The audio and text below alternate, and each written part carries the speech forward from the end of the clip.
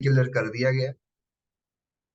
ठीक है, सो हम एक किताब रीड करें जिसका नाम है श्रीमद् भागवत गीता, जो कि कहीं ना कहीं काफी कुछ हमें सिखाती है, क्या चीजें करनी काफी आवश्यक है, जिसके अंदर हम काफी अच्छे से जो है हमने पहले स्टार्टिंग के अंदर सभी जितने भी करेक्टर्स हैं उसके बारे में जानकारी प्राप्त करी। उसके बाद में हमने जो है स्टार्टिंग के चैप्टर को डिस्कस किया, जिसके अंदर हमने ये जाना कि अर्जुन बिल्कुल ही मना कर रहा होता लड़ाई से, ये सारी चीजें वो इनकार कर रहा होता है।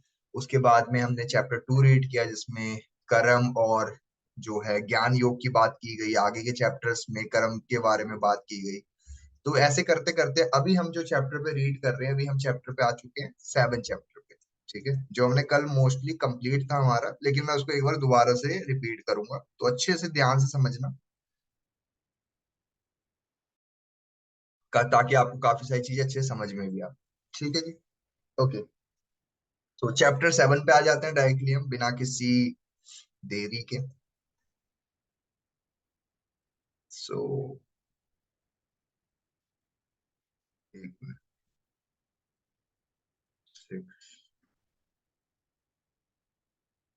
हाँ, तो चैप्टर का नाम था ज्ञान विज्ञान योग। कल हमने 6 चैप्टर को भी समझा, अभी 7 चैप्टर के बारे में थोड़ा जानकारी वो कर लेते हैं। सो दोस्तों, जब हम 7 चैप्टर पे आते हैं तो यहाँ पे काफी कुछ बताया गया। ठीक है, तो यहाँ पे कृष्ण जी एक चीज बताते हैं कि हजारों लोग हैं जो कि कहीं ना कहीं जानते तो हैं कि हमें भगवान को पूजना चाहिए, भगवान को जो है स्मरण करना चाहिए, समझना चाहिए। लेकिन उसमें से भी कुछ परसेंट लोग होते हैं जो कहीं ना कहीं करते हैं, और उसमें से भी कुछ एक या दो लोग होते हैं जो मेरे तक पहुंच पाते हैं। ठीक है, वो आगे के अंदर आपको बताऊंगा मैं। पुनर्जन्म की भी बात की गई है इसके अंदर, और भी चीजें बताई गई है कि क्या क्या चीजें करनी काफी ज्यादा आवश्यक है, अर्जुन को कैसे वो चीज समझाई जा रही है। ठीक है, प्रैक्टिकल वो चीजें बताई जा रही है। अभी तक कहीं ना कहीं थ्योरिकल था, लेकिन अभी प्रैक्टिकल वो सारे एग्जाम्पल्स है इसके अंदर, जिससे कहीं ना कहीं आपको भी काफी हेल्प हो पाएगा चीजों को समझने के लिए। चैप्टर के नाम से समझ में आ रहा हो, ज्ञान विज्ञान योग दिव्य ज्ञान के प्राप्ति के माध्यम। ठीक है, तो इसके अंदर वो माध्यम बता रखे हैं कैसे आप उन चीजों को प्राप्त कर सकते हो। ठीक है, अच्छा, मेरी आवाज आप तक आ रही है? एक बार फटाफट से चैट बॉक्स में बता दो मुझे, ताकि फिर मैं आगे चल पाऊंगा, फिर हम आगे बात कर लेते हैं। फटाफट से चैट बॉक्स में यस टाइप कर दो अगर आवाज आ रही है। चलो, बहुत बेहतर है जी, बढ़िया। डन डन डन, चलो फिर आगे बढ़ते हैं। तो चैप्टर 7 जिसमें हम ज्ञान विज्ञान की बात कर रहे थे, यहाँ पे हमने काफी कुछ चीजों के बारे में जानकारी प्राप्त की। तो श्री कृष्ण जी हमें 8 चीजों की जानकारी देते हैं। वो 8 चीजें क्या क्या है, उन्होंने बताया कि ये पूरे संसार में ये 8 चीजें होती है, जो कहीं ना कहीं मनुष्य को, या जो कहीं ना कहीं एक एनिमल हो गया है ना, वो सबके लिए अनिवार्य होता है। ये 8 चीजें जो है नॉर्मल है। तो वो 8 चीजें क्या क्या है, थोड़ा उसके बारे में बात कर लेते हैं। वो 8 चीजें होती है भूमि। भूमि का मतलब क्या होता है? जमीन, धरती। ठीक है, पहली ये हो गई। दूसरा होता है जल। जल क्या है? पानी। वाटर बोल सकते हैं आप, समुद्र, तालाब, नदी, जिन भी शब्दों में आप उनको एब्रोड करो या उसको बताओ आप, वो आप पे डिपेंड करता है। और नेक्स्ट चीज क्या होती है? जो है अग्नि। अग्नि जिसको आग का हो गया, फायर हो गया, है ना। तो ये 3 चीज होगी। चौथी होगी वायु। ठीक है, और पांचवी आकाश। ठीक है, उसके बाद में, अब ये तो हो गई कुछ बेसिक 5 बातें जो मैंने कहीं ना कहीं आपको बता दी है। 5 चीजों सबके लिए समान है, सबके लिए नॉर्मल है ये। सबके पास ये चीजें होती है। भूमि होती है, जल होता है, अग्नि होता है, वायु होता है, और आकाश है। आगे बात करते हैं मन, बुद्धि और अहंकार। ये 3 चीजें और बताई गई है, जो कहीं ना कहीं एक हमारे इस जो है शरीर के अंदर ये चीजें हैं, ये हमारे मन के अंदर है ये सब चीजें। अहंकार, काफी लोगों को आप बात करते देखोगे तो बहुत अहंकारी होते हैं। अच्छा, आप में से कौन बताएगा कि जो महाभारत है वहां पे अहंकारी, घमंडी कौन है? कोई बताना चाहेगा? चैट बॉक्स में बता दो मुझे। हाँ जी, बताइए दीपा जी। सर दुर्योधन अच्छा, और शकुनी जीवित है। ठीक है, और कोई बताएगा?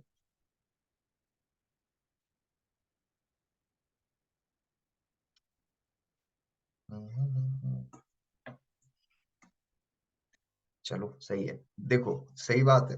उस बहुत दुर्योधन होता है, सिंपल सी बात है। ठीक है, लेकिन देखा जाए तो अहंकार तो आज की डेट में हर किसी को है। मैं सिर्फ एक पर्टिकुलर इंसान का तो नाम नहीं ले सकते कि उसी के अंदर अहंकार है। अहंकार अर्जुन को भी है, अहंकार सबके अंदर है, ठीक है। लेकिन मेन बात क्या है कि वो चीज कहीं ना कहीं समझना होगा हमारे को, कि जब वो कहीं ना कहीं, जब आप दुर्योधन की बात कर रहे होते हो, तो वो अहंकार आता कैसे है कहीं ना कहीं, ठीक है। वो शुरुआत में ही उसके अंदर भर दिया जाता है, उसके बचपन से ही वो चीजें उसके अंदर डाली गई है, दिया जाता है। और ये इसका जीता जाता है एग्जाम्पल दो है आपके पास। पहला तो क्या है, कर्ण। दूसरा दुर्योधन, ठीक है। अब दोनों की सिचुएशन के अंदर बस फर्क इतना है कि दुर्योधन को सिखाने वाला, गाइड करने वाला शकुनी था, और कर्ण को सिखाने वाला, गाइड करने वाला पूरा संसार। कोई बताएगा, मैंने ये जो चीज बताई है आपको, इसको कोई समझाना चाहेगा कैसे?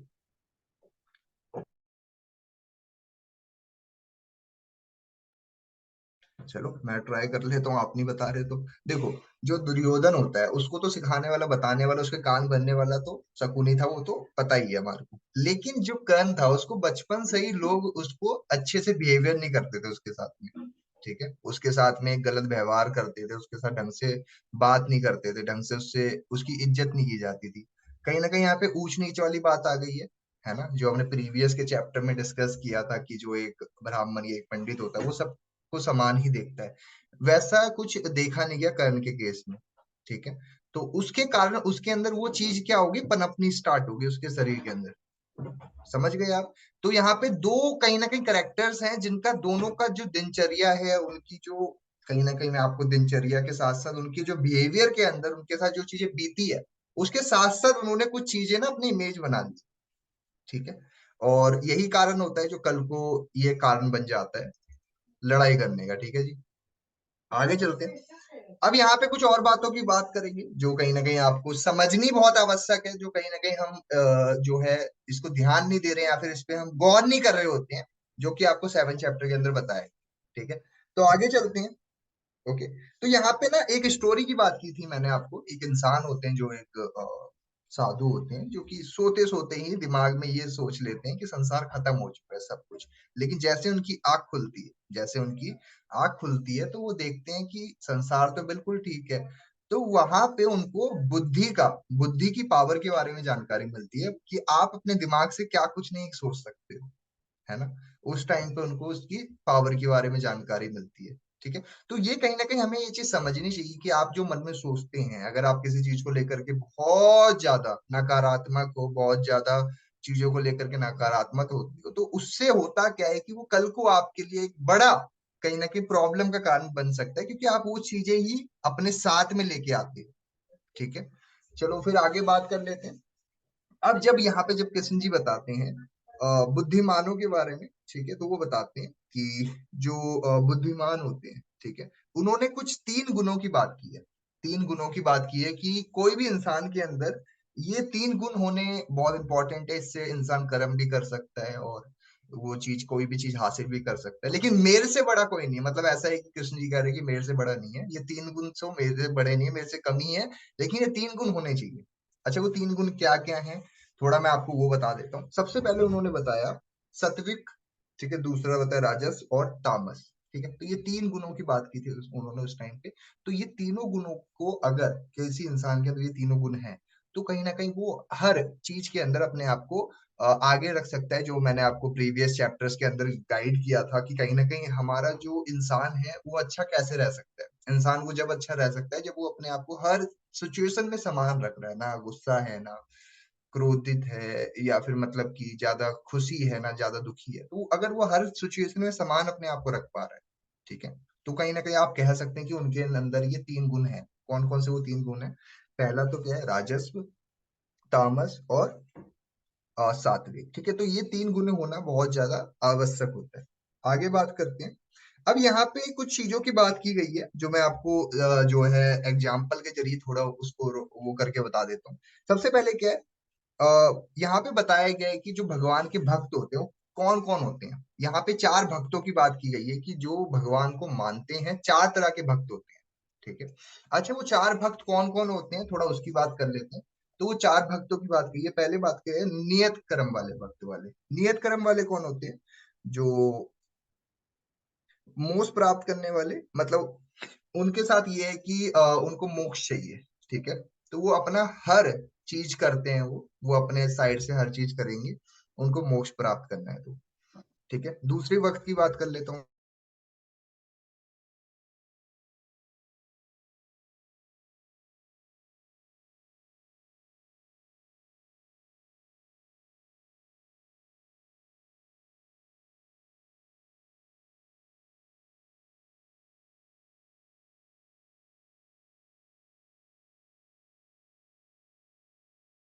ओके, तो पहले भक्त कौन था? पहला था जो नियत कर्म करता है। नियत कर्म वाला जो है कि वो अपने कर्म पे ध्यान दे रहा है, उसको किसी से कोई परवाह नहीं, वो अपना कर्म कर रहा है खाली, नियत कर्म वाले।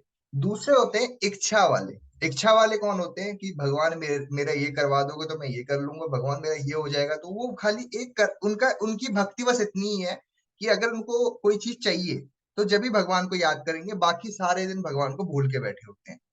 वो एक होते हैं भगवान, ठीक है, भक्त। उन्होंने बताया हुआ है इसके अंदर कि जैसे मान के चलो कि अगर आपके ऊपर अभी कोई बहुत ज्यादा दुखी हो, आप आपके ऊपर बहुत ज्यादा पहाड़ टूट चुका है, तो आप भगवान के पास जा रहे हो, उनको याद कर रहे हो। लेकिन जब जिंदगी बहुत बढ़िया चल रही है, आप भगवान को पूछते भी नहीं। तो वो होते हैं दूसरे लोग, ठीक है। पहले कौन होते हैं? जो कहीं ना कहीं कर्म करते हैं चीजों को लेकर। दूसरे कौन होते हैं? जो मतलब ही कहूंगा मैं सिंपल भाषा में, जिनको मतलब से भगवान से मतलब है। अगर मुझे कोई चीज की इच्छा है तो मेरा मतलब है, मैं उधर जा रहा हूँ, ठीक है। मेरा मतलब खत्म हो गया, मैं नहीं जाऊंगा, ठीक है। तो वो चीज बताइए, दूसरे भक्त वो होते हैं। आगे चलते हैं। तीसरे भक्त कौन होते हैं? जिज्ञासु। दर्शन की अभिलाषा रखने वाले, जिनका ये रहता है कि मेरे को भगवान के दर्शन हो जाए, जल्दी से जल्दी मेरे भगवान से दर्शन हो जाए, जो जिज्ञासु होते हैं, ठीक है। जिज्ञासु होते हैं, बहुत ज्यादा एक्साइटेड होते हैं कि जल्दी से भगवान से मेरा भेंट हो जाए, मिल जाऊं मैं। और चौथे कौन होते हैं? ज्ञानी।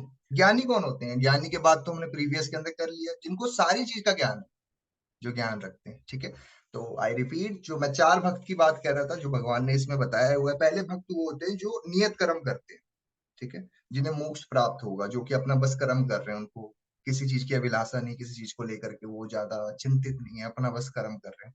दूसरे होते हैं, बस अगर भाई दुख आएगा जब ये भगवान को पूछेंगे, ऐसे तो पूछने से रहे, ऐसे याद नहीं करना, जब दुख होगा, जब दिक्कत आएगी, जब भी भगवान को याद करेंगे। और जैसे दुख नहीं आएगा, भगवान को याद करना कम कर देंगे।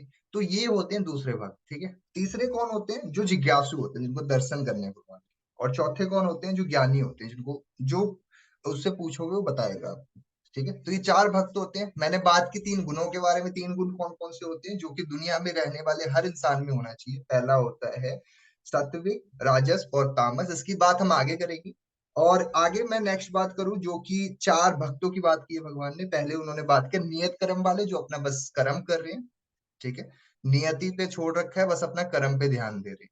उनको इस चीज की चिंता नहीं है, अगर बारिश हो रही है, अगर मान लो उनको सुबह निकलना है, कहीं जाना है और बारिश हो गई, तो वो टेंशन ही लेंगे, यार बारिश होगी, आज का दिन बेकार चले जाएगा, कीचड़ होगा, ये होगा। वो बस अपना कर्म कर रहे हैं। वो होते हैं नियत कर्म वाले, जिनके हाथ में कुछ है भी नहीं।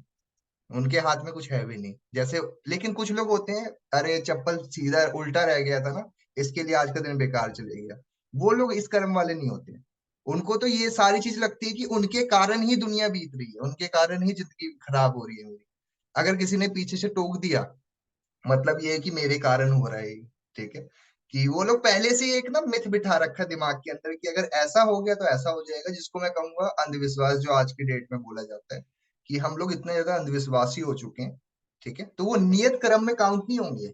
वो नियत कर्म में काउंट नहीं होंगे। नियत कर्म वाले वो होते हैं जो अपना सिर्फ कर्म करते हैं, ये नहीं देखते भाई मैंने दही खा करके गया एग्जाम देने, नहीं गया, चप्पल सीधा था उल्टा था, उसको कोई घंटा फर्क नहीं पड़ता है, ठीक है जी, सिंपल सी बात है। आगे चलते हैं जी, मेरी उम्मीद है आपको यहाँ तक समझ आ चुका है। नियत कर्म हो गया। दुख से जो मैंने बताया आपको, जो अपने दुख में ही याद करते हैं भगवान, ठीक है। तीसरे होते हैं जिज्ञासु, जिनको जिज्ञासा रहती है। और चौथे कौन होते हैं? जो ज्ञानी है, उनको ज्ञान है। आगे बात करते हैं। सबसे आंसर जो सबसे अच्छा जो एक क्वेश्चन इधर कहीं ना कहीं की जा रही है, क्वेश्चन, वो क्वेश्चन का आंसर दे रहे हैं। सवाल क्या है? लोगों को परमात्मा जो है भजन करना चाहिए, लेकिन वो फिर भी क्यों नहीं कर पाते हैं? सबको पता है कि अगर हम भगवान को प्राप्त करें या भगवान को याद करें, वो करें, तो हमें मन की शांति मिलती है। आप खुद एग्जाम्पल देख लो, आप जिन्हें भी मानते हो, आप जिन भी भगवान को मानते हो, मैं किसी पर्टिकुलर एक की बात नहीं कर रहा, आप जिन्हें भी मानते हो, आप खुद इमेजिन करो, जब जब आप उस मंदिर में या उस जगह जाते हो तो आपको एक शांति मिलती है, राइट? वो ऐसा है तो क्यों नहीं लोग वो चीज कर पाते? वो ऐसा कुछ सवाल कहीं ना कहीं रखा गया, तो उसका कहीं ना कहीं जवाब क्या है, थोड़ा उसकी बात कर लेते हैं। अब बात करते हैं, देखो, सबसे पहला कारण जो कि कृष्ण जी ने यहाँ पे बताया, उन्होंने बताया कि इंसान इच्छाओं का मारा हुआ है, उसकी इच्छाएं बहुत है, उसकी इच्छाएं इतनी सारी है, उसकी इच्छाएं इतनी वो है कि वो कहीं ना कहीं वो भगवान की तरफ जाता ही नहीं है, उसकी इच्छाएं खत्म ही नहीं हो पा रही है, वो धीरे धीरे करते करते करते अपनी इच्छाएं बढ़ाता चले जाता है, और इच्छाओं के चलते वो भगवान के शरण में नहीं जाता है। ठीक है, इच्छाएं क्या हो सकती है?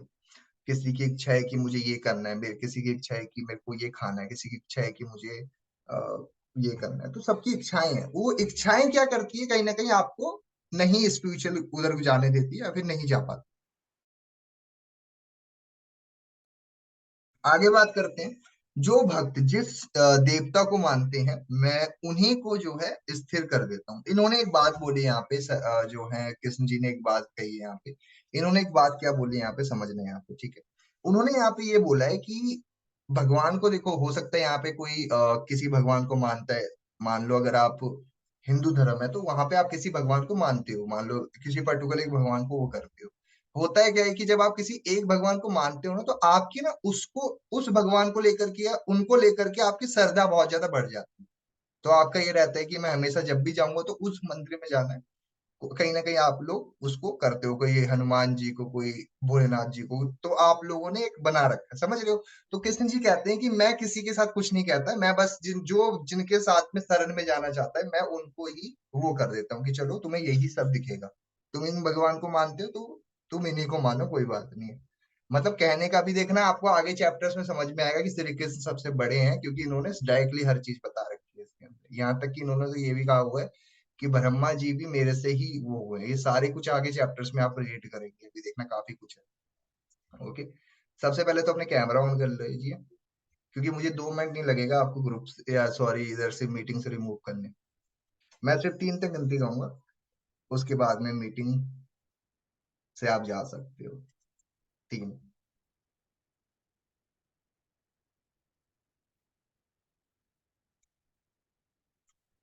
देखो, मैंने पहले बता दिया था, मेरी गलती नहीं है।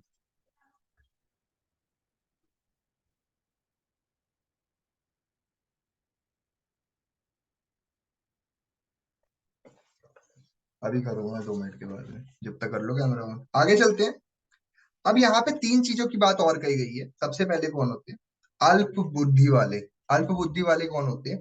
मुझे वो मिल जाए जो कहीं ना कहीं उनको चाहिए, वो अल्प बुद्धि वाले की, एक शॉर्ट माइंड सेट वाले की, मेरे को इतना मिल जाए तो मैं उसके बाद है मेरा सब डन हो जाएगा। दूसरे कौन होते हैं? देवता, जो सिर्फ देवताओं को मानते हैं। तीसरे होते हैं जो मुझे मानते हैं, मुझे मतलब कि श्री कृष्ण जी को, जो नारायण को मानते हैं, वो बता रहे हो उस टाइम पे, ठीक है?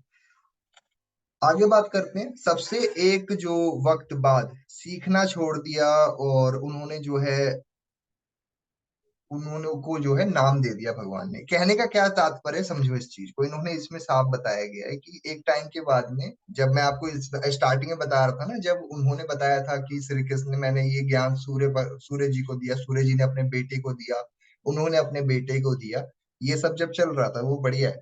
लेकिन यहाँ पे एक चीज ध्यान से समझना, उन्होंने एक और चीज के यहाँ पे एक मैं मेंशन करूंगा। यहाँ पे एक चीज बोली है कि जैसे ही लोगों ने सीखना बंद कर दिया, तो उन्होंने अपने तरफ से ही लोग भगवान देवताएं बनाने स्टार्ट कर दिया। जब लोगों ने सीखना बंद कर दिया, तो लोगों ने देवता बनाना शुरू कर दिया, इन्हें भी देवता बना लिया, इन्हें भी देवता बना लिया, इन्हें भी देवता बना लिया। ये सीधे बता रहे हैं आपको, ठीक है? हाँ, वो है ना, आपको ही पता है, एबीसीडी बहुत सारे, हमने बहुत सारे देवताएं बनाए हुए। शायद हो सकता है कि उनका नाम है या फिर नहीं है, क्या है वो चीज, कहीं ना कहीं क्योंकि हमने जब सीखना बंद कर दिया, जब हमें नॉलेज की कमी हो गई, तो हमने ऐसे ही मान के चलो कि एक्स वाई जेड हमने देवता बनाया हुआ है, कि ये मेरे देवता हैं, ये मेरे देवता हैं। समझ गए? तो वो चीज यहाँ पे मेंशन की गई है कि हम लोग क्या करते हैं एक टाइम के बाद में, ऐसे ही एक्स वाई जी हम ऐसे ही देवता बना लेते हैं कि ये तो मेरे देवता हैं। ठीक है। तो वो बताया गया है यहाँ पे कि मैं, और श्री कृष्ण कहते हैं मैं भी इस चीज के खिलाफ नहीं हूँ, मैं तो भाई जिसमें इंसान घुसे मैं उसमें खुश हूँ। बस उन्होंने मेंशन किया हुआ है वो सारी बातें, क्योंकि वहां पे सामने अर्जुन के मन में ये सब चीजें चल रही थी, तो उनको वो चीज समझाने के लिए ये सब बातें बताई थी। क्योंकि उन्होंने पूछा था कि देवता कौन है, तो उन्होंने बोला भाई देवता तो मुझे भी नहीं पता, लोग ही बनाते रहते हैं। ठीक है, लोगों ने इनको भी देवता बनाया हुआ है, इनको भी देवता बनाया, वो सारी बात। ठीक है जी, आगे चलते हैं। देखो मैं किसी पर्टिकुलर किसी का नाम नहीं ले रहा हूँ, मैं जितना लिखा है उतना बता रहा हूँ, ठीक है। वरना किसी का वो ना हो, इसके लिए मैं अपनी भी वो थोड़ा करके चल रहा हूँ, ठीक है जी। आगे चलते हैं। कृष्ण जी बताते हैं कि मैं सबको जो है देवी दिव्यास कारण लोग मुझे जान पाते हैं। हाँ, यहाँ पे एक चीज बताई गई है कि मेरे तक कुछ ही लोग पहुंच पाते हैं। मेरा कहने का ये है कि अगर आप जब भगवत गीता पढ़ोगे ना, मैं सच बता रहा हूँ, आपका कहीं ना कहीं माइंडसेट बनेगा कि कहीं ना कहीं श्री कृष्ण जी ही सारा कुछ है, क्योंकि उन्होंने सारा कुछ खुद ही मेंशन किया हुआ है। आप जब चैप्टर रीड करोगे आपको समझ में आएगा कि बाकी भगवान नहीं है, खाली एक ही है।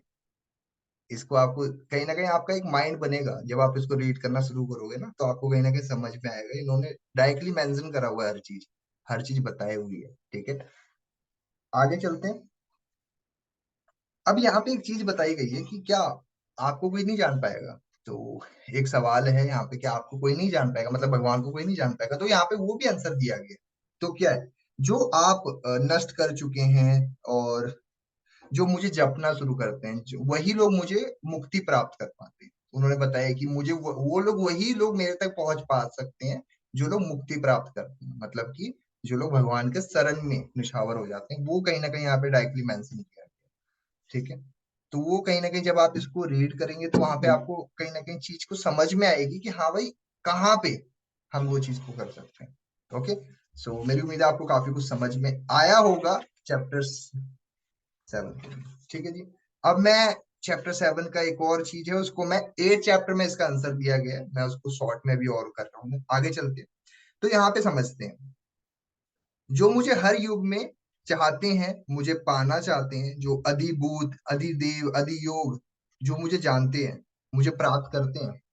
यहाँ पे कृष्ण जी ने एक लाइन बोली है, यहाँ पे आप ध्यान से समझना। यहाँ पे उन्होंने एक चीज बोली है, जब जब उनके पास एक सवाल था। सवाल क्या था कि मेरे तक कौन पहुंच सकता है, सवाल ये था। और उन्होंने 3 चीजें बोली। क्या बोली, मैं दोबारा बता रहा हूँ आपको। उन्होंने ये बोला कि जो व्यक्ति अधिभूत अधिदेव और अधियोग मुझे जानते हैं, वही मेरे तक पहुंच पाते हैं। इसका आंसर आपको 8 चैप्टर में मिलेगा, 7 चैप्टर यहीं तक। ठीक है। तो मेरी उम्मीद है आपको यहाँ तक समझ आ चुका होगा। एक बार हैंड रेस कर दो जिनको यहाँ तक समझ आ चुका है, उसके बाद